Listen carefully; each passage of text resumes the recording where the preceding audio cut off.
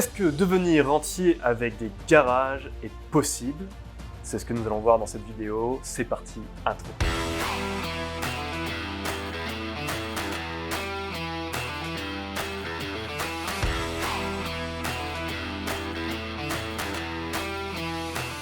Salut à toi cher Phoenix, comment tu vas? J'espère que tu vas bien. Bienvenue dans cette nouvelle vidéo. Nous allons parler de l'investissement dans les garages. Je vais te parler de mon parcours. J'ai acheté plus d'une dizaine de garages. Je vais te parler de cet investissement très spécifique dont on entend souvent parler d'ailleurs.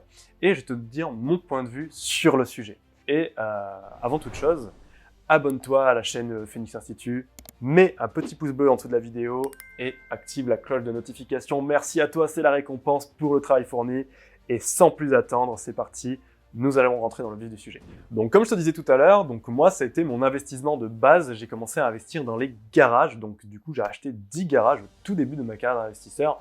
J'avais lu des bouquins, j'ai regardé des vidéos, on en entendait souvent parler et tout ça, donc du coup je me suis dit tiens c'est intéressant et tout, et j'avais envie à l'époque de devenir rentier, hein. Peut-être que c'est ta motivation également, mais du coup j'ai commencé à investir dans des garages. Alors est-ce que c'est une bonne stratégie? Bah ça me fait toujours autant rire, mais du coup je vais te donner mon point de vue. Alors ouais, 1, puis 2, puis 3, en fait j'avais fait tous les garages de la ville de Montpellier en même temps, c'était vraiment un massacre pour faire les dossiers bancaires et tout, c'était vraiment super compliqué, mais en tout cas je peux te dire que si tu veux devenir rentier avec ça, c'est une très mauvaise idée. Parce que en effet, donc du coup, on entendait souvent voilà, que du coup les garages étaient un investissement qui était intéressant. On trouvait d'ailleurs des fois en ville du 10% de rendement sur des garages. Donc 10% de rendement, c'est bien. Hein. D'ailleurs, c'est ce que nous cherchons à faire en tant qu'investisseurs pour justement dégager du cash flow. Mais du coup, c'est vrai qu'un garage, alors pour moi, c'est compliqué de devenir rentier avec, et je vais t'expliquer pourquoi. Ce n'est pas un super véhicule d'investissement et que je préfère d'autres produits d'investissement, on va dire, dans l'immobilier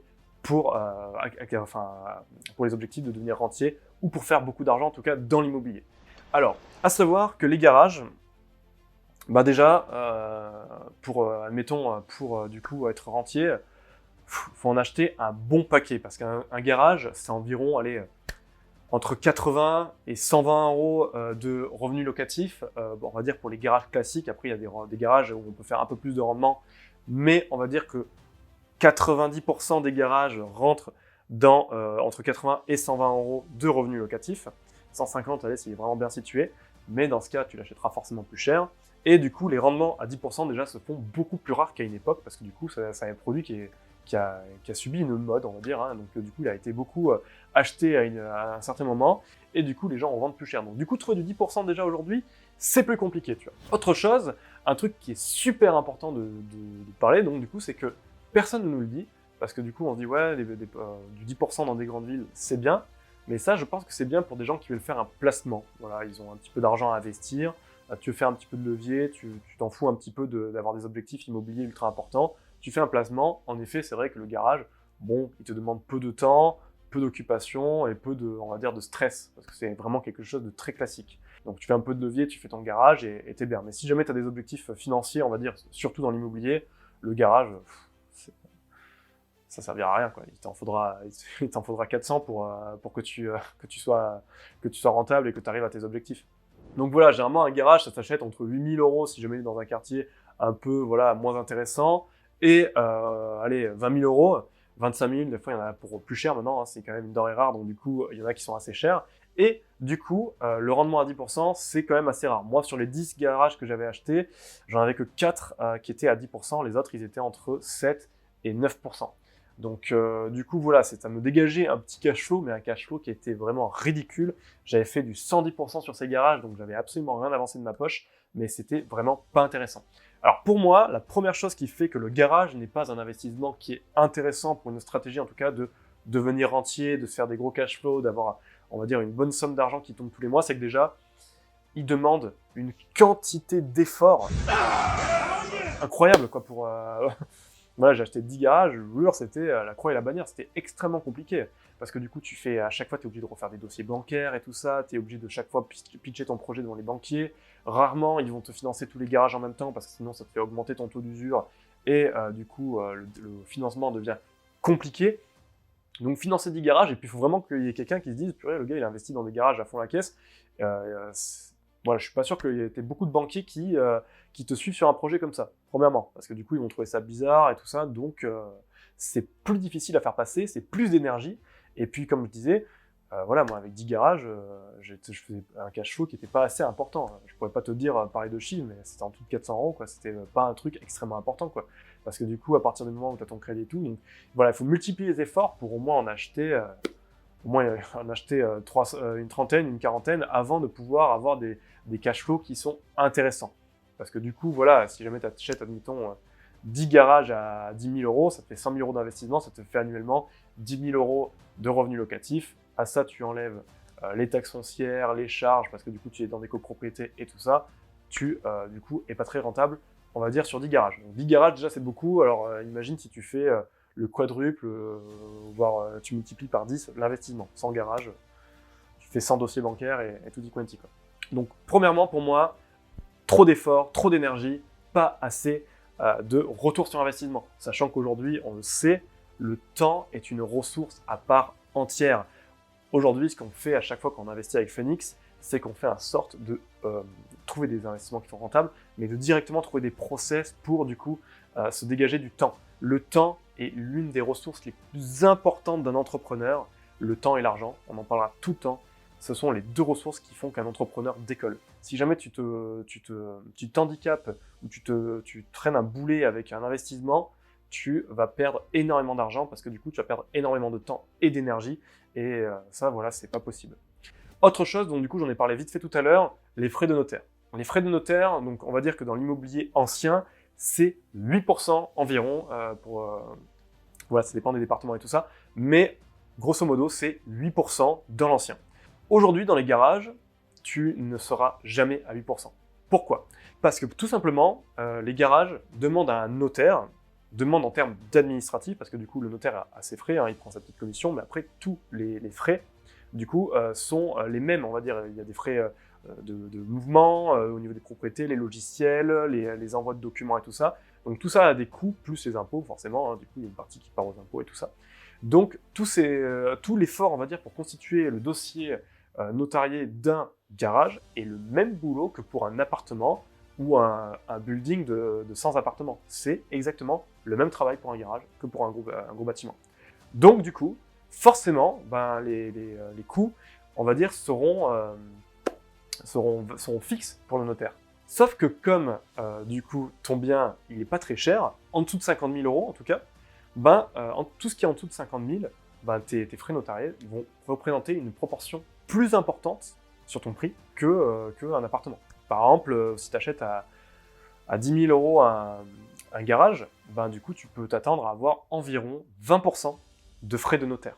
Donc ça veut dire que tu as 20% à sortir en plus d'argent. Donc du coup, en fait, tu perds 20% en termes de rentabilité.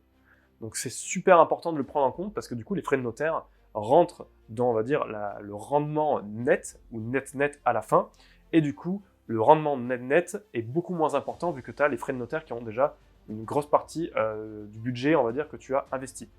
Également, un autre truc que je ne suis pas extrêmement fan, c'est les copropriétés. Alors, dans un appartement ou dans une stratégie avec des appartements où tu as des choses intéressantes, c'est pas dérangeant, mais généralement, les garages sont dans des copropriétés où il y a beaucoup de logements. Moi, j'avais des copropriétés où il y avait beaucoup de logements, ou alors des copropriétés qui sont assez récentes et tout ça, qui demandent quand même des frais d'entretien assez élevés.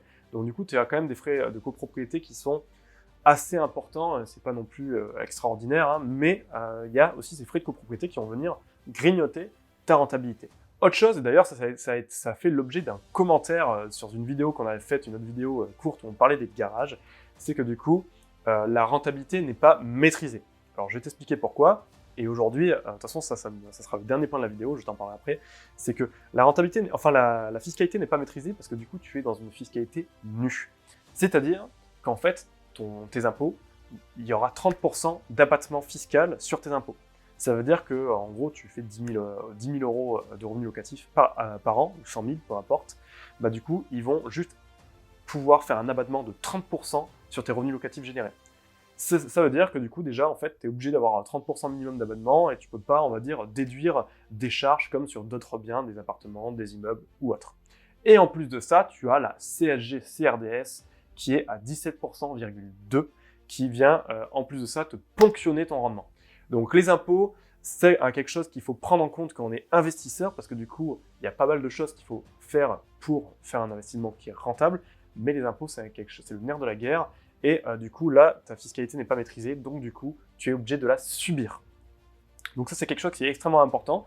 Tu ne maîtrises pas cette fiscalité-là, donc forcément, tu vas payer plus d'argent aux impôts. Donc c'est vrai qu'on entend des choses, alors ça c'était ce que j'entendais de certains collègues ou de certains amis qui disaient « Ouais, mais Antonin, tu n'as pas de choses à faire, t'es tranquille, t'as pas de travaux, t'as pas de ci, t'as pas de... » Quand t'es investisseur, il ne faut pas avoir peur des travaux. Quand t'es investisseur, il ne faut pas avoir peur d'avoir des choses à faire. C'est normal, ça fait partie de notre boulot. En effet, tu n'as rien à faire dans un garage. Mais qui dit rien à faire, dit tu ne peux pas faire des déductions de charges. Tu ne peux pas créer de la charge pour justement venir, on va dire, faire soit de l'amortissement, soit enlever tous les coûts que te fait ton bien pour justement avoir moins d'impôts à payer. C'est ça qui est extrêmement puissant, c'est que avec les appartements ou les immeubles, tu peux créer de la charge quand tu fais des travaux, tu peux faire passer plein de trucs sur tes biens immobiliers, et du coup, tu payes beaucoup moins d'impôts que si jamais tu étais en nu. Donc ça, c'est extrêmement important. Alors c'est vrai que les gens ils disent « Ouais, t'as rien à faire », mais au final, si t'as quand même des choses à faire parce qu'il faut le mettre en location, si jamais tu passes par une agence, tu te fais encore grignoter des frais sur déjà un maigre cash flow. Donc du coup, tu es obligé de faire des recherches de locataires, et au final, tu crées pas de charge. Donc du coup, c'est pas extrêmement intéressant. Moi, je préfère justement aujourd'hui avoir un immeuble qui me fait plein de charges, qui me fait pas mal de déductions d'impôts, que avoir des garages qui me demandent aucun travaux en fait, aucune énergie. Pour terminer sur cette vidéo, j'espère qu'elle t'aura plu. Je voulais juste te parler d'un truc qui est extrêmement important, c'est qu'une affaire, un produit d'investissement, un truc à la mode, faut s'en méfier toujours. On va dire que l'objet brillant, ça on en parle souvent, parce que ce soit dans le business, que ce soit dans la finance, par exemple avec les crypto-monnaies, on le voit souvent, d'ailleurs Romain en parle régulièrement, ou que ce soit dans l'immobilier, l'objet brillant n'existe pas. En fait, on te fait miroiter en mode ce produit d'investissement, il est génial, c'est le meilleur et tout ça. Alors que non, une bonne affaire, un bien rentable, un truc qui va te rapporter beaucoup d'argent, ça se crée. Et ça se crée comment? Avec des connaissances, avec de l'expérience. Donc du coup, c'est pas un garage qui va te faire une rendement à 10%, qui est magique, qui va te faire devenir rentier, où c'est simple ou quoi que ce soit, comme tu pourrais le voir sur certaines vidéos ou livres ou quoi que ce soit. C'est des affaires qui sont intéressantes, ce sont des affaires que tu crées. Généralement, les appartements là où tu fais de l'achat-revente, c'est super puissant. Là où tu fais de la location courte durée, si jamais tu es dans les bons périmètres, c'est super puissant. Si jamais tu fais des immeubles de rendement, c'est super puissant. Mais après, ce sont des choses qui sont à étudier, ce sont des choses qui doivent être bien faites. Mais en tout cas, une bonne affaire, ça se crée.